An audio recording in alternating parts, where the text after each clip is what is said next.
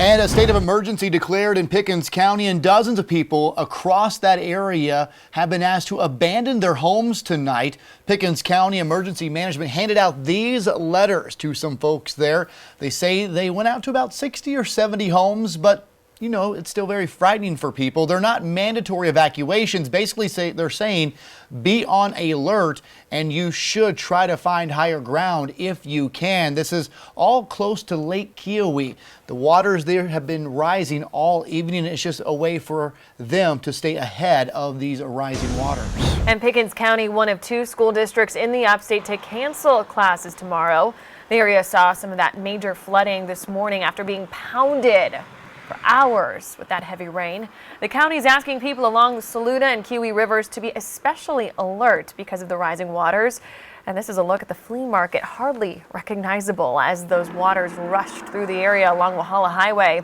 The heavy rain and flooding forcing county officials to activate an OPCON 1 status, which means a disaster or an emergency is happening right now. There are 3 OPCONs that we go to, and we have ramped up to OPCON 1. We're at full alert.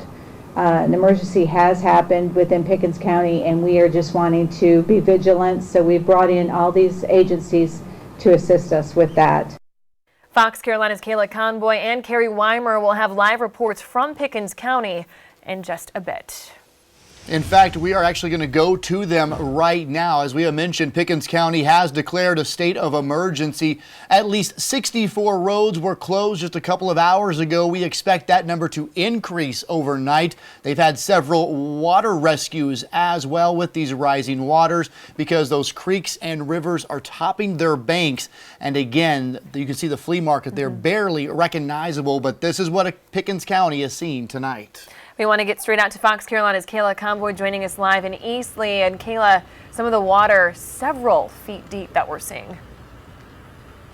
Well, that's exactly right. The flooding really has just been terrible, and even spots where it started to recede, you can see just how wet the ground is. Look at how much movement you see here, just squishing in and getting so much water just seeping from that grass. But neighbors tell me it started pooling around 10 a.m. and by midday creeks had flooded and businesses in the area tell me they've never seen flooding like that before. So very, very dangerous. Just take a look at this. It's the Pickens Flea Market, but most of it is underwater. Pictures have been circulating around town because of how bad it is. Roads next to it, including Walhalla Highway, also known as 183, were closed down. So everyone had to turn around, and when they did, they were snapping pictures and taking video because of how shockingly high that water got, reaching up to the roof of some of the buildings. And it's not the only place in the county suffering from severe flooding. Wolf Creek also overflowed, running into yards, something neighbors say has never happened.